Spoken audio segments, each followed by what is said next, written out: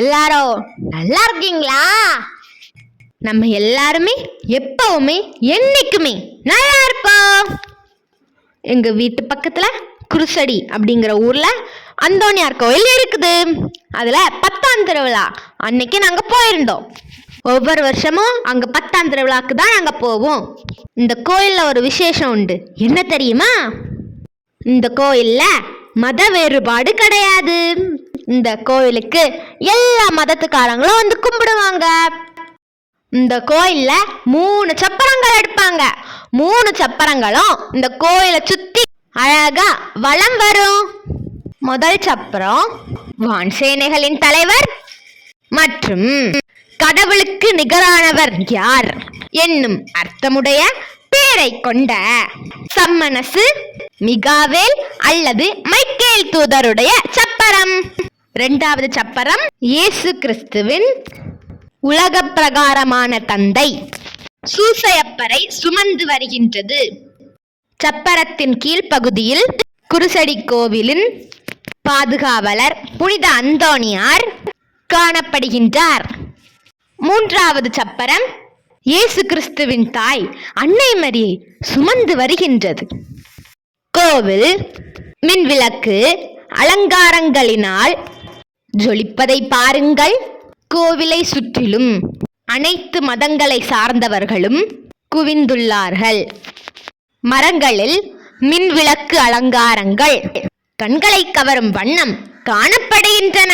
ஒவ்வொரு வருடமும் ஜனவரி மாத தொடக்கத்தில் இந்த அந்தோணியார் கோவில் திருவிழா 10 நாட்கள் நடைபெறும். நான் இப்பொழுது நின்று கொண்டிருப்பது கொடிமரத்தின் அருகாமையில். சுற்றிலும் மக்கள் கூட்டத்தை பாருங்கள்.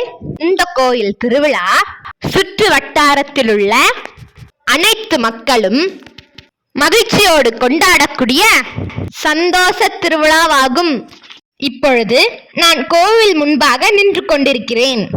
சுற்றிலும் மக்கள் தரையிலும் இருக்கைகளிலும் அமர்ந்திருக்கின்றார்கள். நாங்கள் கோவிலுக்குள் நுழையும் முன்பாகவே அப்பாவின் நண்பர் கியூபட் அங்கிளையும் ஆண்டியையும் பேர்ட்டி அக்காவையும் சந்தித்தோம். கியூபட் அங்கிள் குடும்பத்தோடு கொஞ்ச நேரம் பேசிட்டு இருந்தோம். கியூபட் அங்கிளும் ஆண்டியும் என்ன பிளஸ் பண்ணாங்க. பேர்ட்டி அக்கா எனக்கு கை கொடுத்து வாழ்த்துனாங்க.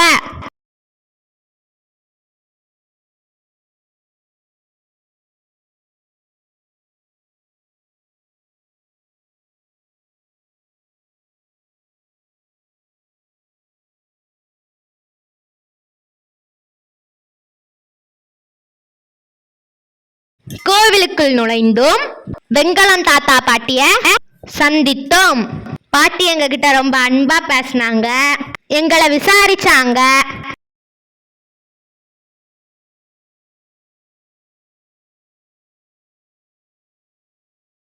கோவிலின் முன்பகுதியில் இருபுறத்திலும் அன்னை மரியாவின் திருவுருவச் சிலையும் புனித அந்தோணியாரின் திருவுருவச் சிலையும் அமைக்கப்பட்டுள்ளது.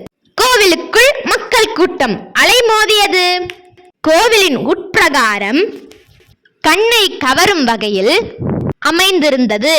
அந்தோணியார் சபையை சேர்ந்த குருக்கள் மக்களை ஆசீர்வதித்து புனித நீரினால் அர்ச்சிப்பு செய்தார்கள். கோவிலின் வெளிப்பிரகாரத்தை சுற்றி வருகையில் என் வகுப்பு தோழர்களை சந்தித்தேன். இந்த பிளாக் ட்ரெஸ்ல நிற்பது மோனா என்ற மோனிகா. இந்த மெஜெண்டா கலர் ட்ரெஸ்ல நிக்கிறது ஆனா என்ற ஆனானேரியா. இந்த ஒயிட் ட்ரெஸ்ல இருக்கிறது ஆன்லின் ஃபியோனா. இந்த பில்லோ வச்சிட்டு இருக்கிறது நந்து, மோனாவோட தங்கச்சி. இந்த ஆனா பக்கத்துல நிக்கிறது ஆனாவோட தங்கச்சி. இதுக்கு ரெண்டுமே எங்க ஸ்கூல்ல படிக்கக்கூடிய பிள்ளைங்க. இந்த ரெட் கலர் ட்ரெஸ் போட்டிருக்கிற பொண்ணு வந்து என்னோட வகுப்பு தோழி மெலிண்டாவோட தங்கச்சி மெலிசா. கோயிலை சுற்றிலும் அழகு சாதன பொருட்கள், சிறுவர்களுக்கான விளையாட்டு பொருட்கள், வீட்டு உபயோகத்திற்கான பொருட்கள், தின்பண்டங்கள் விற்கும் கடைகள் காணப்படுகின்றன. நானும் அம்மாவும் மசாலா பூரி வாங்கி சாப்பிட்டோம். எனக்கு மசாலா பூரினா ரொம்ப பிடிக்கும். அப்புறம் காலிஃப்ளவர் ஃப்ரையும் வாங்கி சாப்பிட்டோம். எங்க பின்னாடி தெரிவது கோவிலுக்கு சொந்தமான அந்தோணியார் திருமண மண்டபம். நாங்க நின்று கொண்டிருப்பது அந்தோணியார் மேல்நிலைப்பள்ளி பக்கத்தில். இப்பொழுது நாங்கள் நின்று கொண்டிருப்பது சமீபத்தில் கட்டி முடிக்கப்பட்டு பிரதிஷ்டை செய்யப்பட்ட சிறிய அளவிலான திருக்கோவில். கோவிலை சுற்றிலும் அழகழகான செடிகள் நடப்பட்டுள்ளன. அலங்கார கற்களை கொண்டு சுற்றிலும் மிகவும் நேர்த்தியாக நடைபாதை அமைக்கப்பட்டுள்ளது. நிறம் மாறும் மின் விளக்குகளின் ஒளிக்கீற்றுகள் அந்த இடத்தையே ரம்யமாக்கிக் கொண்டிருந்தன.